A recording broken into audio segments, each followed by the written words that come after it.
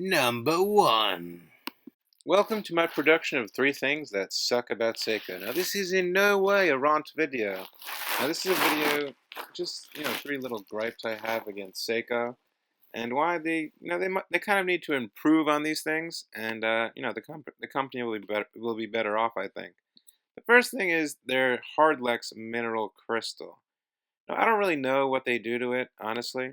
If you do, please leave it in the description below, but supposedly it's harder than a natural mineral crystal, and it's supposed to be more durable, etc., but I don't really see the difference.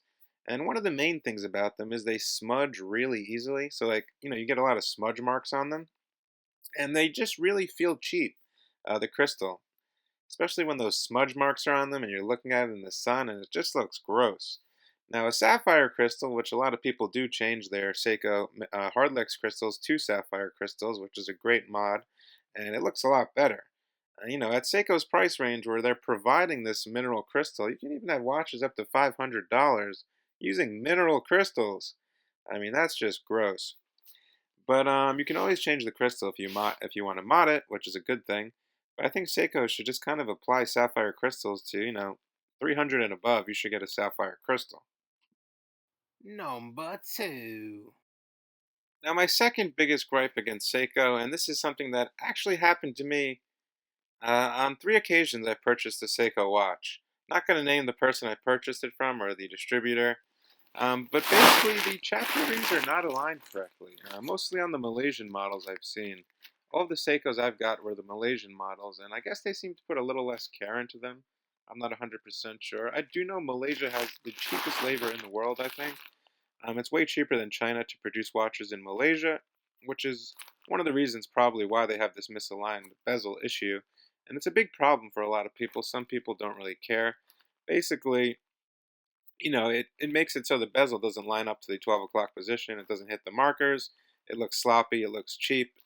And if you're paying, $300, $400 for a turtle or $200, $225 for an SKX, I think the bezel should at least line up to the markers. Number 3. Now, the third thing which happened to me a couple times with Seiko, and I just have to live with it, I guess, because I don't feel like sending the watches all the way back to Asia. It cost me a lot of money. Now, on my Seiko Turtle, for example, the crown, after a week, didn't screw in all the way anymore. I mean, it screwed in like a half turn and then it was done. When I first got the watch, it screwed all the way in. So I'm assuming the crown is stripped, or the strip, or I don't know, the tube is stripped or something of that nature. The same thing happened to my Seiko SKX, which I purchased from Amazon, I believe. It was sold by Amazon. And that happened within about a couple weeks. And the bezel did lock up a little, but I fixed that as well.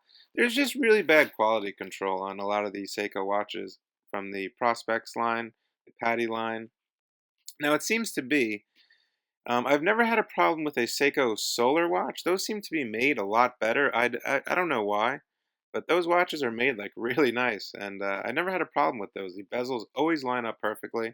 For example, the Seiko Solar chronograph, which I owned, that watch was great. Everything worked flawlessly. There's no problems whatsoever. It just seems on their, $200 to $300 automatic watches, not from their Seiko 5 lines. The watches I've purchased from their Seiko 5 lines, have done very, very well, or very good.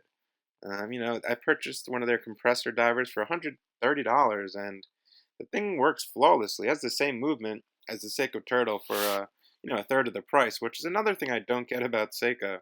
They take the same movement, put in a $150 watch as a $300 to $400 watch, and I just don't understand that. Kind of kills your brand in a way. But I still like Seiko. I still wear my Seiko watches a lot. Most of the time, I wear them as beater watches.